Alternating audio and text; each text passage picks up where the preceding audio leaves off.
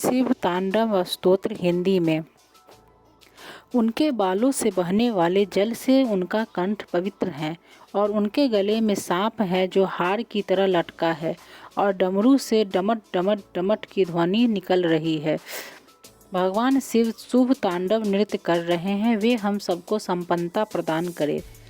मेरी शिव में गहरी रुचि है, जिनका सिर अलौकिक गंगा नदी की बहती लहरों की धाराओं से सुशोभित है, जो उनकी बालों की उलझी जटाओं की गहराई में उमड़ रही हैं, जिनके मस्तक की सतह पर चमकदार अग्नि प्रज्वलित हैं और जो अपने सिर पर अर्धचंद्र का आभूषण पहने हैं। मेरा मन भगवान शिव में अपनी खुशी खोजे। अद्भुत ब्रह्मांड के सारे प्राणी जिनके मन में मौजूद हैं, जिनकी अर्धांगिनी पर्वतराज की पुत्री पार्वती हैं, जो अपनी कृष्णा दृष्टि से असाधारण आपदा को नियंत्रित करते हैं, जो सर्वत्र व्याप्त हैं और जो दिव्य लोकों को अपनी पोशाक की तरह धारण करते हैं। मुझे भगवान शिव में अनोखा सुख मिले, जो सारे जीवन के रक्षक है। उनके रेंगते हुए सांप का फन लाल भूरा है और मणि चमक रही है। ये दिशाओं की देवियों के सुंदर चेहरों पर विभिन्न रंग बिखेर रहा है, जो विशाल मस्त हाथी की खाल से बने जगमगाते दुशाले से ढका है। भगवान शिव हमें संपन्नता दें, जिनका मुकुट चंद्रमा है, जिनके बाल लाल नाग के हार से बंधे हैं, जिनका पायदान फूलों की धूल के बहने से गहरे रंग का हो गया है, जो इंद्र विष्णु और अन्य देवताओं के सिर से गिरती हैं। शिव के बालों की उलझी जटाओं से हम सिद्धि की दौलत प्राप्त करें, जिन्होंने कामदेव को अपने मस्तक पर जलने वाली अग्नि की चिंगारी से नष्ट किया था, जो सारे देवलोकों के स्वामियों द्वारा आदरणीय हैं, जो अर्धचंद्र से सुशोभित है। मेरी रुचि भगवान शिव में है, जिनके 3 नेत्र हैं, जिन्होंने शक्तिशाली कामदेव को अग्नि को अर्पित कर दिया। उनके भीषण मस्तक की सतह डगद डगद की ध्वनि से जलती हैं। वे ही एकमात्र कलाकार हैं जो पर्वतराज की पुत्री पार्वती के स्तन की नोक पर सजावटी रेखाएं खींचने में निपुण हैं। भगवान शिव हमें संपन्नता दें।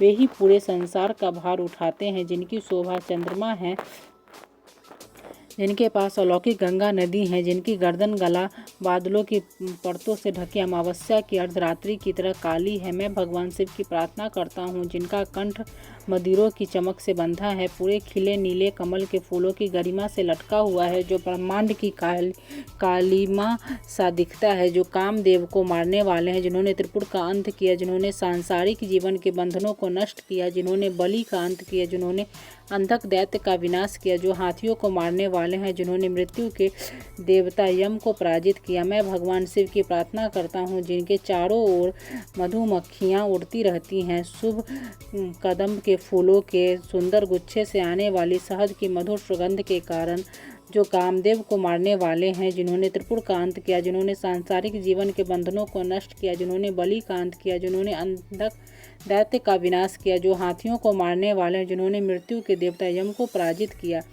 शिव, जिनका तांडव नृत्य नगाड़े की डिमिट डिमिट तेज आवाज़ श्रृंखला के साथ लय में है, जिनके महान मस्तक पर अग्नि है, वो अग्नि फैल रही है नाग की सांस के कारण, गरिमा में आकाश में गोल गोल घूमती हुई।